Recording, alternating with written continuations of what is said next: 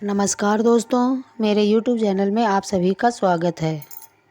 दोस्तों, आज हम बताएंगे कि देवउठनी एकादशी के दिन तुलसी के पेड़ में ये टोटका करने से आपकी किस्मत बदल जाएगी। तुलसी के इस टोटके से कंगाल व्यक्ति भी करोड़पति बन जाएगा।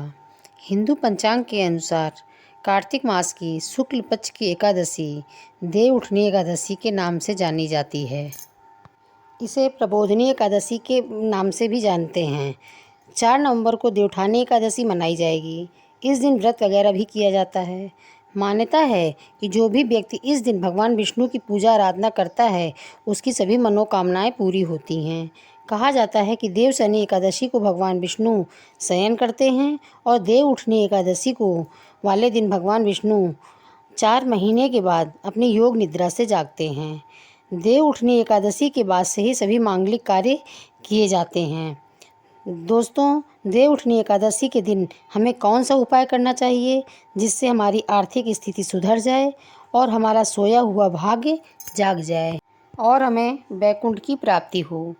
देवउठनी एकादशी की तिथि 3 नवंबर को संध्या काल में 7:30 से शुरू होगी, जो कि अगले दिन 4 नवंबर को संध्या काल में 6:08 में समाप्त होगी। व्यक्ति 4 नवंबर को भगवान विष्णु जी की पूजा आराधना कर सकते हैं, व्रत रख सकते हैं और 5 नवंबर को सूर्योदय के बाद व्रत का पारण कर सकते हैं। एकादशी 10वीं तिथि से ही चालू हो जाती है। एक दिन पहले से ही आपको लहसुन, प्याज और चावल नहीं खाना चाहिए। एकादशी वाले दिन सुबह से ही स्नान आदि करके और स्वच्छ कपड़े धारण करने चाहिए और अपने पूजा घर में भगवान की मूर्ति के सामने हाथ में गंगा जल लेकर व्रत का संकल्प लेना चाहिए। फिर भगवान विष्णु को फल फूल चढ़ाएं, धूप दीप दिखाएं और पीले रंग की मिठाई का भोग लगाएं। आरती करें। शाम के समय भी आपको धूप दीप और आरती करनी है। इस दिन आपको फलाहारी रहना है, मिठाई वगैरह भी खा सकते हैं, नमक का सेवन नहीं करना है। दूसरे दिन स्नान आदि करने के बाद ही व्रत का पारण करना है। पारण के बाद चावल अवश्य खाना चाहिए। व्रत का पारण करने के बाद ब्राह्मणों को दान दक्षिणा अवश्य देनी चाहिए, बहुत ही फलदायी होता है। दोस्तों, अब बताएंगे इस दिन किए जाने वाले उपाय के बारे में, जिससे हमारी आर्थिक स्थिति सुधर जाए और हमारी सोई हुई किस्मत फिर से जाग जाए। कहा जाता है कि लक्ष्मी कभी भी एक जगह स्थिर होकर नहीं रहती है। हमारे शास्त्रों में बहुत से उपाय बताए गए हैं। माना जाता है कि जहाँ पर भगवान विष्णु की पूजा अर्चना की जाए तो माता लक्ष्मी उसके घर की ओर स्वतः ही खींची चली आती हैं। जहाँ विष्णु हैं वहीं पर लक्ष्मी जी हैं। लक्ष्मी जी को प्रसन्न करने के लिए हमें क्या उपाय करने चाहिए जिससे हमारे घर में धन ही धन हो जाए और हमारा जीवन सुखमय हो जाए। जिस धन के अभाव के कारण हमें दर दर की ठोकरें खानी पड़ रही हैं, उससे हमें छुटकारा मिल जाए। दोस्तों, देवउठनी एकादशी के दिन भगवान विष्णु जी को दूध में केसर मिलाकर उनका अभिषेक करें। ऐसा करने से मनुष्य की सारी इच्छाएं पूरी होती हैं।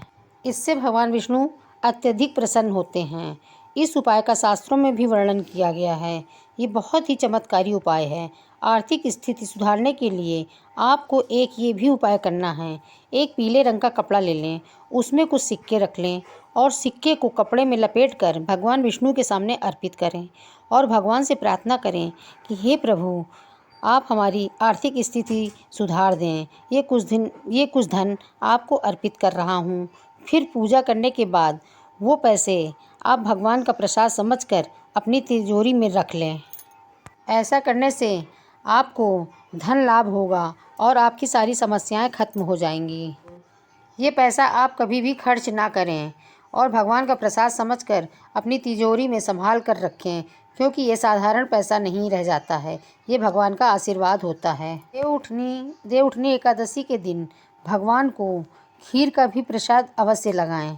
वैसे तो एकादशी के दिन चावल वर्जित है, लेकिन ये खीर माता लक्ष्मी को प्रसन्न करने के लिए रखी जाती है। माता लक्ष्मी को केसर पड़ी खीर अति प्रिय है। सफ़ेद चीज़ से माता लक्ष्मी बहुत ही जल्दी आकर्षित होती हैं। माता रानी को सभी सफ़ेद वस्तुएं प्रिय हैं। भगवान विष्णु को खीर का भोग लगाने से माता लक्ष्मी प्रसन्न होती हैं। वो आपके घर की ओर खींची चली आएंगी और आपके घर में स्थायी रूप से निवास करने लगेंगी। आपके घर को धन धान से भर देंगी और आपके जीवन में खुशियाँ ही खुशियाँ भर जाएंगी। भगवान विष्णु को पालनहार कहा जाता है।